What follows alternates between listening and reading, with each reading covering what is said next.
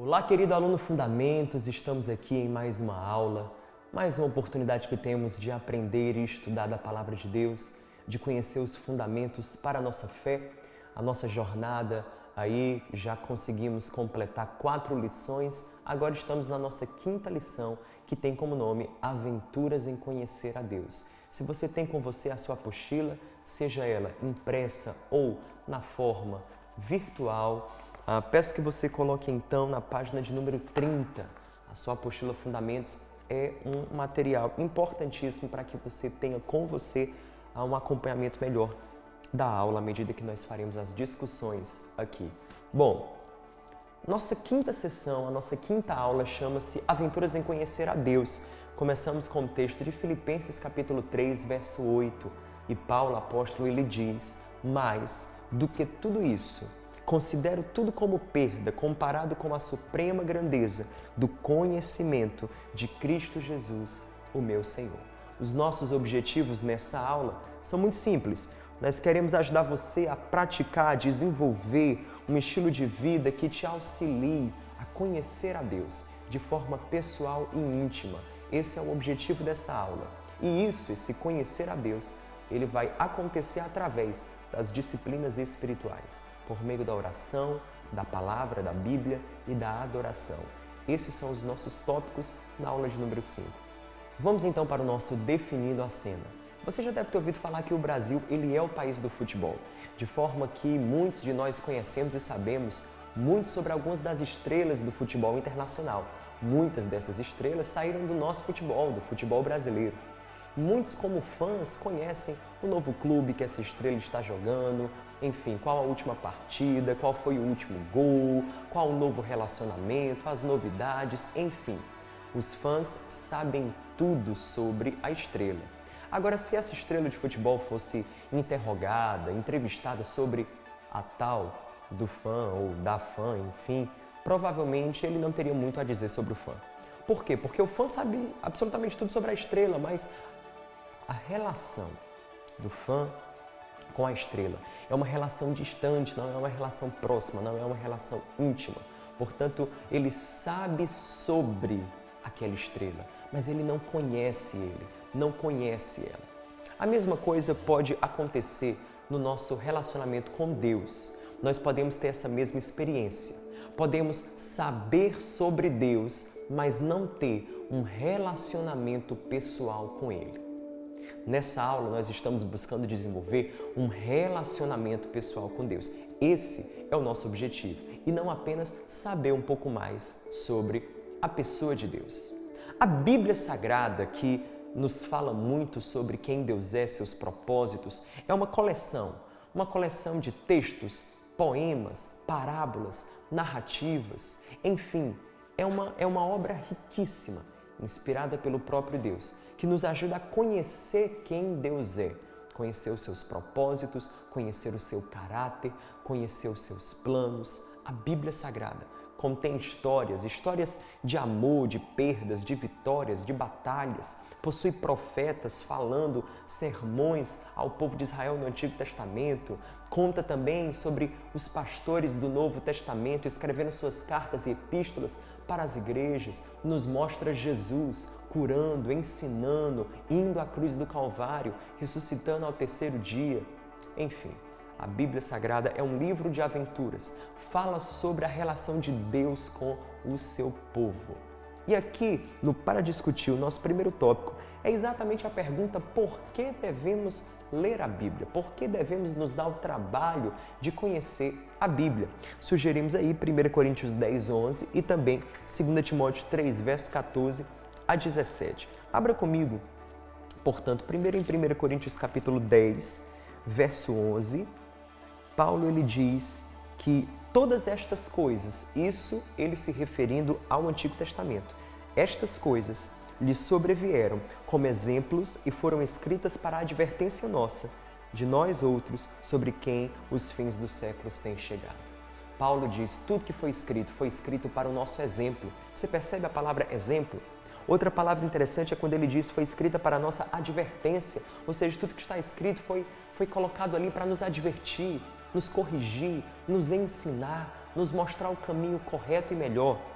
Outra passagem também que vamos olhar é 2 Timóteo. 2 Timóteo capítulo 3, versículo 14, do 14 ao 17. Especificamente, eu quero focar com você no versículo 16 e 17, que diz: toda a Escritura é inspirada por Deus e é útil para o ensino, para a repreensão, correção, para a educação na justiça, a fim de que todo homem de Deus seja perfeito e perfeitamente habilitado para toda boa obra.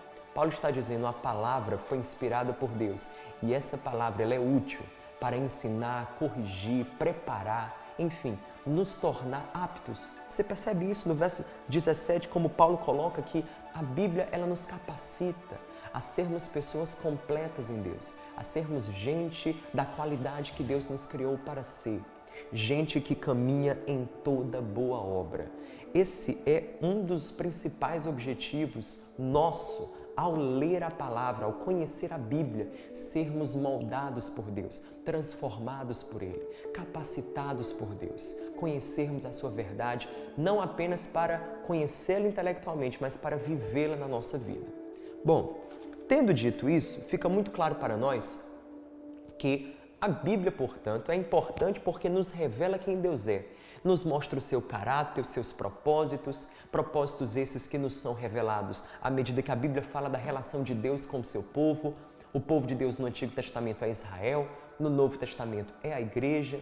Além disso, a Bíblia nos ensina verdades e nos mostra uma grande riqueza de sabedoria, que nos auxilia a conduzir nossa vida, que nos ajuda a aprender como viver e como lidar com os desafios na nossa vida. Ela nos dá exemplos como o exemplo de Elias, de Davi, de Moisés. Ela nos dá também formas, ensinos que nos treinam e nos preparam. Ela traz correção para as nossas vidas e mais, ela traz convicção ao nosso coração. Então, a Bíblia ela é importante por todos esses motivos, porque ela nos ajuda a caminhar com Deus, a conhecer o seu propósito, a saber como podemos viver uma vida íntegra diante de Deus. Bom, tendo dito isso, vamos então fazer um breve panorama de como a Bíblia funciona. O Antigo Testamento é a primeira metade da Bíblia. Ele fala sobre toda a história de Deus com o povo de Israel. Então, os judeus coletaram esses textos e formaram o Antigo Testamento, que é a história da relação de Deus com o povo de Israel. Já o Novo Testamento é mais recente, não tão velho quanto o Antigo. O Antigo Testamento, por exemplo, data aí de 2 milênios antes de Cristo. Mas o Novo Testamento não é tão antigo, data do primeiro século e ele traz toda a história, primeiro de Jesus, quem Jesus foi, os seus milagres, ensinos, ministério e não apenas isso, fala também da formação da igreja ainda no seu início, a formação da igreja primitiva. Bom, peço que você olhe aqui para que a gente possa ter um panorama geral então da Bíblia. O Antigo Testamento ele é formado por 39 livros. Desses 39 livros, você tem 5 livros, que são os 5 primeiros livros, são chamados o Pentateuco. É Gênesis, Êxodo, Levítico, Números e Deuteronômio. Os outros 12 livros seguintes são chamados livros históricos. Esses 17 livros juntos formam a história de Israel, é a história do povo de Israel. Os 5 livros que você encontra no meio do Antigo Testamento são os livros poéticos, Jó, Salmos, Provérbios. Provavelmente você já deve ter entendido que eles são poéticos porque contêm poesia. O principal gênero literário desses livros é a poesia. E eles contam os sentimentos do povo de Israel, na forma de oração, na forma de canções, na forma de provérbios, de máximas de sabedoria. E os últimos 17 livros do Antigo Testamento são os livros proféticos. Dividimos em 5 profetas maiores e 12 profetas menores. Esses 17 livros, juntos, são aqueles que costumamos dizer falam os sermões pregados ao povo. Os sermões. Por que sermões? Porque os profetas do Antigo Testamento eram os pregadores do Antigo Testamento. Eram eles que corrigiam o povo, que advertiam o povo quando eles estavam caminhando para um caminho que não era o caminho de Deus. O Novo Testamento contém 27 livros, não mais 39, é menor, contém 27 livros. Desses 27, você encontra que 4 livros são os Evangelhos, tá bom? Que fala a vida de Jesus. Um livro é o livro de Atos, que fala sobre a vida da igreja, o início da igreja, e os outros 22 livros são cartas. Parte delas são escritas por Paulo e parte delas não são escritas por Paulo. As cartas contêm mensagens que os pastores da igreja primitiva enviaram para aquelas comunidades cristãs ainda em seu início. Bom, agora vamos então falar sobre dicas para uma leitura proveitosa da Bíblia. Se você já se perguntou como posso ter uma leitura proveitosa da Bíblia, a minha sugestão para você, ela se dá em 6 pontos. Primeiro, escolha uma tradução bíblica que você compreende. Eu sugiro a você a Nova Versão Internacional. É uma tradução bíblica fidedigna, ela é fiel ao original, aos manuscritos originais. Além disso, também é uma opção para que você, ao mesmo tempo, tenha um texto que ele é fiel ao original e de fácil compreensão, de fácil leitura, ok?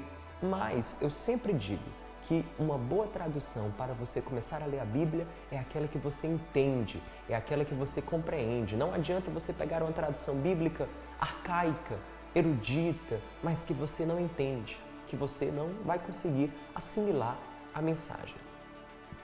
2. O uso de uma Bíblia de estudo que ajude na compreensão de alguns textos é muito válido. Então, se você quiser comprar uma Bíblia de estudo, uma Bíblia que contém notas, que contém informações introdutórias ali no começo do livro, também é muito válido, é muito interessante para a sua utilização. Terceira dica, o foco não é a informação, e sim transformação. Ou seja, ore pedindo para que Deus fale com você. Não feche sua Bíblia antes de responder uma pergunta. O que Deus está falando comigo? Sempre que você lê a Bíblia, leia com o objetivo de ser transformado, de colocar algo em prática. O poder da palavra não é apenas conhecê-la, mas vivê-la, praticá-la. 4. É útil fazer anotações em um diário do que Deus diz a você. Isso ajuda a manter o foco de sua leitura bíblica nesse relacionamento pessoal com Deus. Isso é tão importante, sabe? Comprar uma agendinha e à medida que você for lendo sua Bíblia, faça anotações. Anote os versículos que chamam sua atenção, anote aquilo que faz sentido para você, anote. Isso ajuda. À medida que você escreve, você consegue ponderar sobre o que você está lendo. É uma técnica maravilhosa ter uma espécie de diário espiritual. 5, medite na palavra. Ou seja, quando você lê um texto bíblico, fique mastigando ele um pouco, rumine ele dentro de você, pondere, reflita, considere mais uma vez, fique ali, trazendo aquele pensamento ao teu coração, porque é meditando naquilo que você leu que você vai absorver mais e mais daquilo que Deus quer falar com você no texto. E 6, obedeça a palavra, porque o poder da palavra está em você colocá-la em prática. Já mencionei isso, obedeça. Não adianta você ler, conhecer, meditar, anotar, estudar, se você não colocar em prática. A parte da Bíblia, e eu gosto quando Rick Warren ele fala isso, ele diz a parte da Bíblia que nós cremos é aquela que nós vivemos. 2, oração. Oração é estar com Deus. A essência da oração é estar com Ele. Marcos capítulo 3, versículo 13 e 14, nos fala um momento interessante quando Jesus ele convida os discípulos a andarem com Ele. Marcos capítulo de número 3, no verso 13 e 14, assim está escrito: Depois subiu ao monte, chamou os que Ele mesmo quis, vieram para junto dele. Então designou 12 para estarem com Ele. Repito, verso 14, designou 12 para estarem com Ele e para os enviar a pregar. Antes de pregar, antes de serem enviados, o primeiro chamado dos discípulos, o primeiro chamado era estar com Jesus. E o primeiro chamado de Jesus era estar com o Pai, por isso ele fazia desse hábito de estar com o Pai, a sós com o Pai, ter um momento privado, ele e o Pai. Jesus tinha esse hábito, não abria mão, era um compromisso inegociável. Nosso primeiro chamado é estar com Jesus. Por quê? Porque sem Jesus, João capítulo 15, verso 5, nada podemos fazer. É importante que, como Jesus falou em João capítulo 15, sejamos os ramos, os galhos da videira que estão intimamente ligados e conectados a Ele, Jesus Cristo. Eu leio para você essa citação do Richard Foster, que tem também no seu material, e são palavras que falam a essência da oração de uma maneira lindíssima. A oração é a principal via usada por Deus para nos transformar. Se não estivermos dispostos a mudar, acabaremos deixando de lado a oração e ela não será uma característica perceptível em nossas vidas. Quanto mais próximos chegarmos do coração pulsante de Deus, mais enxergaremos a necessidade de sermos conformados a Cristo e mais desejaremos isso. Oração é via de mudança. Quem ora muda, quem ora não é o mesmo. Quem ora caminha pela trilha da transformação. Isso porque quando nós oramos, nós nos aproximamos do coração de Deus. É impossível se aproximar do coração de Deus sem ver que nós podemos ser mais e melhores do que nós somos. É impossível se aproximar do coração de Deus e não ter dentro de si um desejo que cresce dia após dia, um desejo de ser mais e mais parecido com Jesus. Como devemos orar é uma pergunta que muitos se fazem. E muitas vezes, tendo dito tudo isso, alguns ouvem e falam: eu entendo que orar é importante, mas não sei como começar. Então eu peço que você coloque comigo, em Mateus capítulo 6, porque ali encontramos a famosa oração dominical, também chamada oração do Pai Nosso. E muito mais do que uma reza para ser repetida, ela é um modelo a ser adotado. Mateus capítulo 6, verso 9, Jesus ele diz: portanto, vós orareis assim: Pai nosso que estás nos céus, santificado seja o teu nome, venha o teu reino, seja feita a tua vontade, assim na terra como no céu. O pão nosso de cada dia dá-nos hoje, perdoa as nossas dívidas, assim como temos perdoado aos nossos devedores, não nos deixes cair em tentação, mas livra-nos do mal, pois teu é o reino, sim, o poder e a glória, para sempre. Amém. Note que aqui nós vemos alguns princípios sobre a oração. Antes que Jesus mencionasse essa oração aos discípulos, antes que ele dissesse, vocês devem orar assim, nos versículos anteriores de Mateus 6, ele falou como não devemos orar. Veja, nós começamos a ler no verso 9. Que tal a gente ler a partir do verso 5? Jesus ele diz assim no versículo 5 de Mateus 6, quando vocês orarem, não sereis como os hipócritas, que gostam de orar em pé nas sinagogas, nos cantos das praças, para serem vistos dos homens. Em verdade vos digo, eles já receberam sua recompensa. Tu, porém, quando orares, entra no teu quarto, fecha tua porta, orarás a teu Pai, que te vê em secreto e te recompensará. Orando, não useis de vãs repetições como os gentios, que presumem que pelo seu muito falar serão ouvidos. Não vos assemelheis, pois, a eles, pois Deus o Pai sabe o que tendes necessidade antes que lhe peçais. Note que em todo esse momento, Jesus, antes de dizer como devemos orar, ele fala como não devemos orar. Ele diz, não ore como os hipócritas, que oram para que as pessoas vejam e não para que Deus veja. Também não ore como esses que falam palavras bonitas, mas sem necessidade alguma. Deus sabe do que vocês precisam. Note, Deus não está interessado na beleza das suas palavras. Quando você ora, Deus está interessado na sinceridade do teu coração. Então deixemos de lado a hipocrisia e a religiosidade. Tenhamos orações que são honestas, sinceras e que, naquele momento, nos importa apresentar nosso coração a Deus e não às pessoas. Portanto, a oração, ela não possui fórmulas. Não é sobre ter palavrinhas mágicas que eu falo para que Deus então cumpra os meus desejos e vontades. Oração, no mais importante da oração, não é a estética das palavras, é a sinceridade que vem de dentro. Sim, oração é relacionamento, é algo pessoal, não é uma fórmula.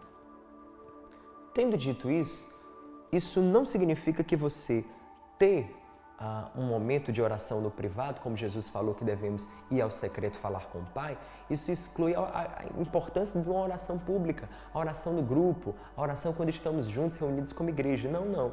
Mas Jesus deixa claro que existe um lugar na sua vida com Deus, no seu relacionamento com Deus, que precisa ser privado, que precisa ser pessoal, você e Deus.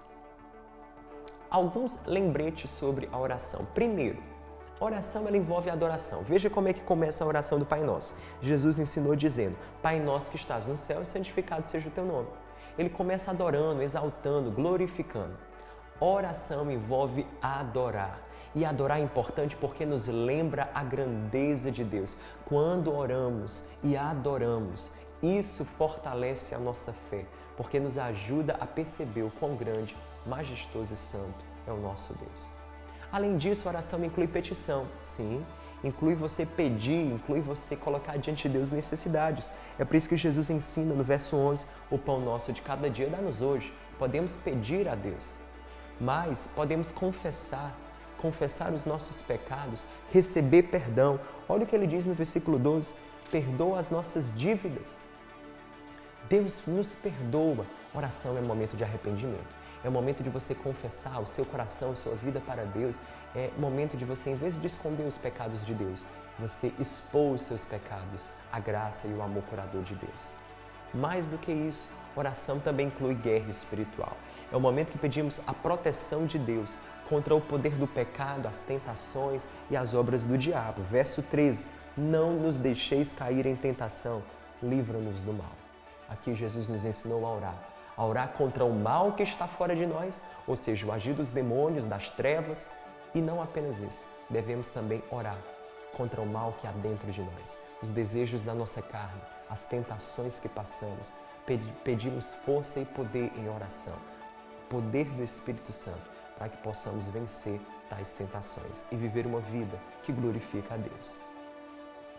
É importante para Deus que quando oramos estejamos vivendo também de maneira correta o nosso relacionamento com outras pessoas. Olha o verso 14 e 15. Jesus, após ensinar a oração, ele diz: porque se perdoardes aos homens suas ofensas, sim, também o vosso Pai Celestial vos perdoará. Se porém não perdoardes os homens, tampouco o vosso Pai vos perdoará as vossas ofensas. Note que Jesus está dizendo, não adianta ter um relacionamento acertado com Deus se o teu relacionamento com o próximo não está também acertado. Ele diz, olha, em oração você pode acertar a relação com Deus, mas você também precisa ir até o próximo, pedir perdão e acertar as suas contas com Ele.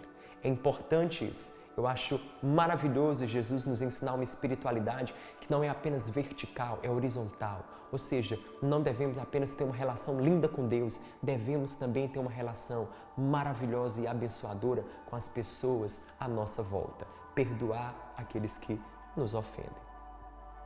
Algumas dicas quero deixar com você para um momento pessoal com Deus. Se você quer começar aí, e claro, incentivo você a ter essa prática, esse hábito, a ter um momento diário com Deus, 6 dicas simples. A primeira dica que eu dou, escolha um momento calmo do seu dia. Escolha um momento calmo do seu dia e dedique esse momento a Deus. Não dedique a Deus apenas o tempo que sobrar a você. Escute, analise sua agenda, veja seus compromissos. Como é o seu dia? Você é alguém que acorda cedo? Alguém que dorme tarde? Alguém que trabalha meio expediente ou 2 expedientes? Faz faculdade à noite? Como funciona a sua agenda?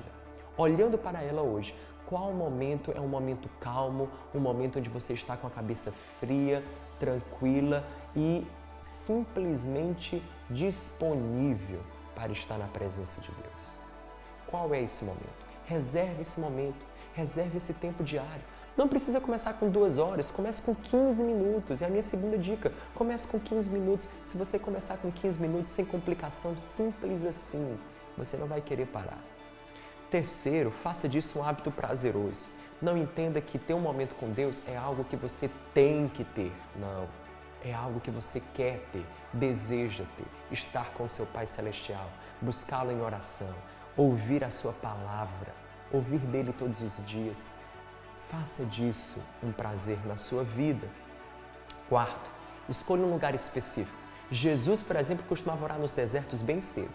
No deserto, porque não tinha ninguém. Cedo, porque também não havia perturbação, nem muitas atividades e pessoas que interrompessem a agenda de Jesus. Ele tinha hora e tinha lugar para encontrar com o Pai. Que tal você, da mesma forma, ter, quem sabe, um lugar específico? Seu carro, seu quarto, um dos aposentos da sua casa, um dos lugares da sua casa, você pode se dirigir até ele e ali ser ou fazer dali a sua salinha de oração. Quinto, prepare-se para aquele momento. Tenha uma Bíblia em mãos. Quando você for ter o seu momento com Deus, leve sua Bíblia. Coloque uma música para tocar, se isso ajuda você. Coloque uma música para tocar ali no seu som. Separe o seu caderninho de anotações para você levar para aquele momento, fazer suas anotações enquanto você lê a Bíblia. Prepare aquele momento, prepare a atmosfera daquele momento para você estar com Deus ali naquele tempo. E sexto, tenha sempre uma atitude correta, de reverência, de expectativa e uma disposição de obedecer. Reverência no sentido de olhar para Deus e ter esse temor de que você está diante do Todo-Poderoso. Expectativa no sentido de vá para esses momentos com Deus, sabendo, esperando, com um coração cheio de expectativa de que você vai ouvir a Deus de uma forma maravilhosa e mais, esteja disposto a obedecer tudo aquilo que o Senhor te falar enquanto você está ali naquele momento com Ele. Terceiro tópico da nossa aula e último, a adoração, que significa expressar o seu amor. Sim, Jesus falou e diz que devemos começar a nossa oração dizendo: Senhor, santificado seja o teu nome. Já vimos, portanto, que a oração inclui a adoração. E nesse momento nós vamos falar também da adoração como toda forma de expressar o nosso amor, a nossa gratidão e a nossa honra. Exemplo, nos Salmos encontramos muita adoração. Salmos é um livro da Bíblia que encontramos muita adoração, formas de adorar a Deus, formas de exaltar o nome de Deus. Muitas vezes, por exemplo, cantamos. Cantar, louvar é uma forma de honrar, de agradecer, de prestar esse culto e essa adoração a Deus. E especificamente há uma forma que nós podemos, com certeza, também honrar a Deus e adorá-lo, que é honrá-lo com os nossos bens. Pesque aí na sua apostila, você coloca na página 34, na página 34 você verá o que a palavra nos ensina sobre honrar ao Senhor com os nossos bens. Jesus ele falou sobre o dinheiro muito mais do que sobre muitos outros assuntos. Isso porque em Mateus 6,24, Jesus diz que ninguém pode servir a dois senhores. Ou odiará um ou amará o outro, ou se dedicará a um ou desprezará o outro. Você não pode servir a Deus e ao dinheiro, foi o que Jesus falou. Por que Jesus coloca o dinheiro e Deus como rivais? Jesus estava dizendo que existe algo que tem um potencial imenso de roubar o lugar de Deus no seu coração.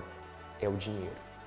Isso porque muitas vidas e pessoas, desde os tempos de Jesus, são vidas controladas pelo dinheiro, pelos bens materiais, pelas posses. Precisamos entender isso.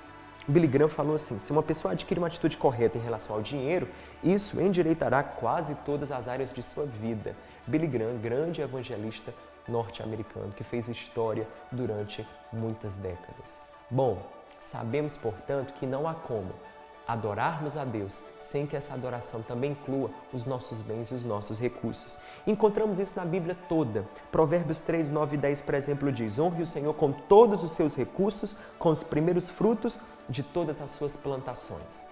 Note que desde o começo, em Provérbios, no Antigo Testamento, já era costume do povo de Deus honrar a Deus com os seus bens, honrá-lo com os seus recursos, desde o começo.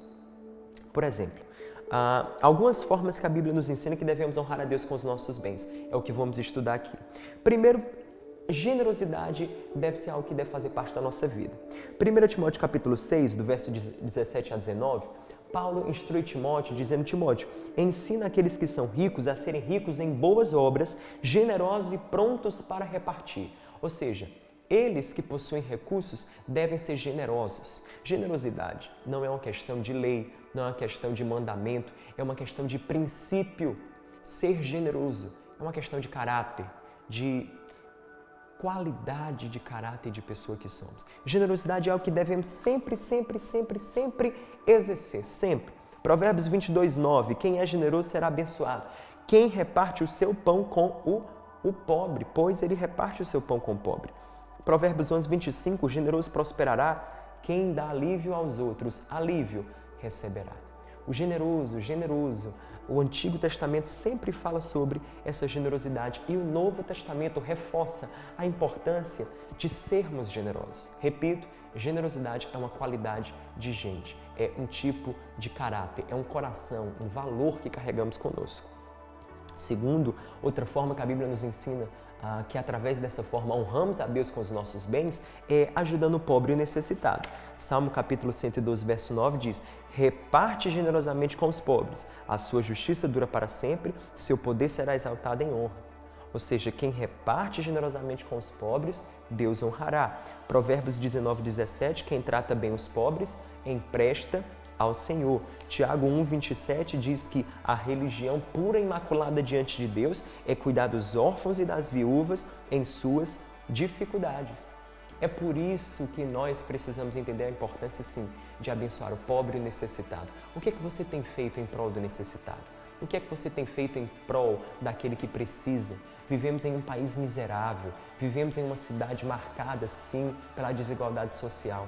Muitos têm muito pouco, pouquíssimos possuem abundância.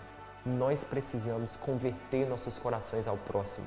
John Stott já dizia que converter-se a Deus sem converter-se ao próximo é uma grande ilusão e mentira. Devemos amar, sim, essas pessoas. Deus tem um coração pelo pobre, pelo necessitado, pela viúva, pelo órfão. Mais que isso, a Bíblia também nos ensina sobre o princípio dos dízimos e das ofertas. Desde o Antigo Testamento, Levítico capítulo 27, verso 30, diz: todos os dízimos da terra, seja dos cereais, seja das frutas das árvores, pertencem ao Senhor, são consagrados ao Senhor. Sim, desde o Antigo Testamento, os dízimos, a 10ª parte de tudo que era plantado e, no caso, colhido, era levado ao Senhor. Deuteronômio capítulo 8, verso 18, por exemplo, fala do princípio, do porquê o dízimo foi estabelecido. Diz assim: mas lembrem-se do Senhor, do seu Deus, pois é Ele que lhes dá a capacidade de produzir riqueza. Veja que a razão pela qual o dízimo era estabelecido era porque Deus queria lembrar o povo de onde vinha toda aquela provisão. Então, o dízimo do Antigo Testamento servia primeiro como um lembrete do povo, ao coração do povo, de que tudo vinha de Deus. Uma forma de honrar a Deus, agradecer a Deus, reconhecer a provisão de Deus. E segundo, também era a forma como o templo e as atividades sacerdotais do Antigo Testamento eram sustentadas. Por isso é que em Malaquias capítulo 3, verso 10, é dito: trazei todos os dízimos à casa do tesouro para que haja mantimento na minha casa. Porque a casa de Deus, o templo, as atividades sacerdotais, elas eram sustentadas pelos dízimos do povo. Então, havia 2 princípios. O primeiro, honrar a Deus, agradecer a Deus, reconhecê-lo como o provedor. E segundo, manter em ordem a casa de Deus, manter em manutenção e sustentar as atividades da casa de Deus. Aí a pergunta que fica: não seria o dízimo, então, um princípio apenas do Antigo Testamento e não mais válido para o Novo? Bom, vemos no Novo Testamento algumas coisas que indicam o contrário. Primeiro, Jesus, em Mateus 23, 23, disse aos fariseus que estes deveriam ou não deveriam esquecer do hábito de dar os dízimos. Não, eles não deveriam esquecer esse hábito. Eles deveriam, na verdade, se importar com a essência da lei, o amor, a justiça, mas eles deveriam, sim, também darem os seus dízimos e não se esquecerem dos seus dízimos. Além disso, Jesus foi quem falou que devemos dar a César o que é de César, a Deus o que é de Deus. Um outro momento que Jesus também está dizendo que nós precisamos entender que há o dinheiro de César, ou seja, há o montante que é do governo, são os impostos, mas a parte das nossas finanças que é de Deus, que pertence a Deus, que deve ser dedicada aos propósitos de Deus. Agora, há um texto em Hebreus, capítulo 7, verso 8, que me chama muito a atenção. É quando o autor da carta aos Hebreus, ele fala do dízimo que Abraão deu a Melquisedeque. E ele diz: no primeiro caso, quem recebe o dízimo são homens mortais. No outro caso, é aquele de quem se declara que vive. O que deixa claro que nos dias do Novo Testamento, o dízimo era um princípio praticado, porque aqui no tempo de Hebreus capítulo 7, nós temos que o autor da carta aos Hebreus está se referindo a 2 dízimos. Ele está dizendo, olha, naquele tempo quem recebia os dízimos eram os sacerdotes, os levitas, homens mortais. Aí ele então completa falando, no outro caso, é aquele de quem se declara que vive. Então ele está falando sobre um outro caso de dízimo, que é esse dízimo da nova aliança, um dízimo que está sendo dado a Deus, para a glória de Deus. Precisamos também compreender isso. A igreja do Novo Testamento, tendo dito tudo isso, a gente conclui que ela tinha um padrão de generosidade muito além dos dízimos. Algumas pessoas me falam assim, João, mas eu acho que o dízimo já caducou, João. Eu digo para as pessoas, mas veja, Atos 2, 44 e 45 diz que todos os que criam mantinham-se unidos, tinham tudo em comum, venderam suas propriedades e bens, distribuíam tudo conforme a necessidade da comunidade. A generosidade da igreja primitiva era muito maior do que os dízimos, excedia muito mais. É por isso que entendo que, ora, se o povo da antiga aliança era dizimista, dava 10% de sua renda para as atividades do templo, que dirá o povo da nova aliança? Será que não devemos ser infinitamente mais generosos do que o povo da antiga aliança? É por isso que entendemos que o dízimo e a oferta são princípios que devem ser praticados não pela força do mandamento, mas pelo princípio da generosidade, aquilo que vem de dentro do nosso coração. 1 Coríntios 16, 1, 2, fecha com esse versículo, quando Paulo nos ensina como ser um dizimista e ofertante de coração. Ele diz, quanto à coleta para o povo de Deus, façam como ordenei às igrejas da Galácia. No primeiro dia da semana, cada um de vocês separe uma quantia de acordo com sua renda, reservando-a para que não seja preciso fazer coletas quando eu chegar. Aqui fica claro, Paulo ensina os coríntios como separar os seus dízimos. Ele diz, olha, separe os seus dízimos em caráter de primícia, em primeiro lugar. Priorize isso. Primeiro dia da semana, já separe aquela quantia para quando passarmos aí, coletarmos tudo. Ele ensina a priorizar, colocar em primeiro lugar o reino de Deus, os propósitos e a obra de Deus. O mesmo eu digo a você. Priorize. Coloque Deus em primeiro lugar.